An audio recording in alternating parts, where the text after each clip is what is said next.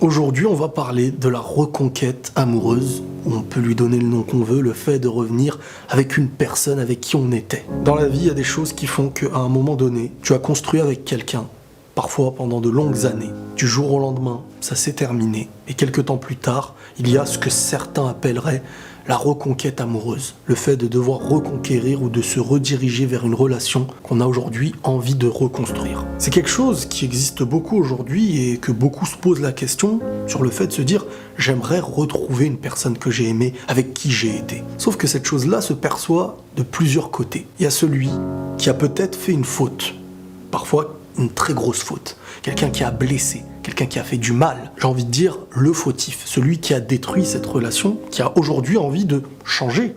Et c'est une réalité, il y a des gens qui changent. Dans un autre cas, il y a l'autre personne, la personne qui a souffert, la personne qui a peut-être rompu cette relation. Et à mes yeux, c'est cette personne-là qui aura les clés pour accepter ou refuser, tout simplement. Pourquoi ? Parce qu'en fin de compte, c'est la personne qui a été brisée, c'est la personne qui a souffert. Alors, le degré de souffrance peut dépendre, et c'est parfois le degré de souffrance qui fait qu'une personne réaccepte ou non une relation. Plus le degré de souffrance sera élevé et que la relation a été traumatisante envers la personne, moins il y a la possibilité à ses yeux de revenir et de reconstruire, parce que c'est se rediriger vers quelque chose qui risquerait déjà premièrement de lui rappeler des traumatismes et deuxièmement de devoir retomber une deuxième fois. Ce serait la fois de trop, ce serait ce qui risquerait de la détruire et de perdre beaucoup de choses.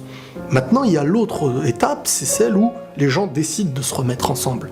Parce que la vie est faite de pardon, parce que la vie est faite de reconstruction, et que parfois la destruction n'en est pas réellement une, qu'il peut exister des fautes chez chacun d'entre nous, et que la reconstruction existe. Sauf que comme je vous ai dit, ce n'est pas malheureusement à la personne qui a détruit de dire avec souvent beaucoup de passion à l'autre, ça y est, on va tout reconstruire, demain tout va être propre. Le problème, c'est que cette personne, à un moment donné, n'a presque plus de mots à dire. Elle se doit d'écouter et de respecter le choix qu'il y a en face. La personne qui a souffert et qui a été détruite, faut la comprendre. Je ne voudrais jamais que ce soit moi, je ne voudrais jamais que ce soit mes parents, je ne voudrais jamais que ce soit ceux que j'aime. Il faut toujours se mettre ça dans la tête.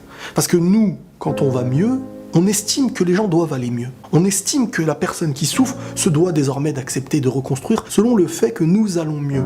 Sauf que parfois, les gens mettent plus de temps à aller mieux. Parfois, les gens ont été détruits, donc il faut comprendre qu'une porte est très dure à ouvrir. Et de l'autre côté, il faut comprendre aussi le choix d'une personne. On est le fautif d'avoir détruit. À nous aujourd'hui, si on veut reconstruire, de savoir écouter et comprendre. C'est à la personne qui a souffert de réfléchir et de décider. Mais dans cette réflexion, il faut savoir une chose, c'est que on ne se doit pas de réfléchir avec passion. Tout l'amour et sentiments qu'on peut avoir à l'intérieur de nous, faut les mettre de côté, à mes yeux. Et au contraire, se baser sur la raison. Parce que c'est sur la raison qu'il manquait parfois au début qu'on se retrouve dans une situation comme celle-ci. Pas toujours, mais souvent. Parce qu'on a fait passer les sentiments en disant que j'aime cette personne, en oubliant que le fait d'aimer quelqu'un ne fait pas naître la bonne personne. Tu peux aimer quelqu'un de mauvais. Et tu peux être aimé tout en étant mauvais. Chaque décision qu'on se doit de prendre passe par une grande partie de raison. C'est la raison qui va décider ce qui va être positif pour toi, pour ton avenir, parfois pour tes enfants, pour une avancée. Parce que toute situation doit faire en sorte que tu te construis. Dans une relation à deux, vous devez vous construire à deux. Mais ça doit être qu'une avancée. Bien sûr avec des difficultés, parce que toute situation est remplie d'épreuves et la difficulté se doit d'être, j'ai envie de dire, réparée, soignée. Mais il y a des limites à tout. Et le cœur d'un être humain, la vie d'un être humain, peut être à un moment donné brisé et en souffrance. Et ça, faut le comprendre. Donc la raison vient te rappeler, est-ce que tu peux reconstruire quelque chose ou est-ce qu'aujourd'hui, une porte s'est fermée et on en ouvrira une nouvelle demain. De mon côté et de mon avis, la reconstruction, la reconquête amoureuse peut exister tout autant qu'elle ne peut pas exister. Tout dépendra de la souffrance, du blocage, du traumatisme et de la raison, parce que chaque personne qui fait souffrir est différente.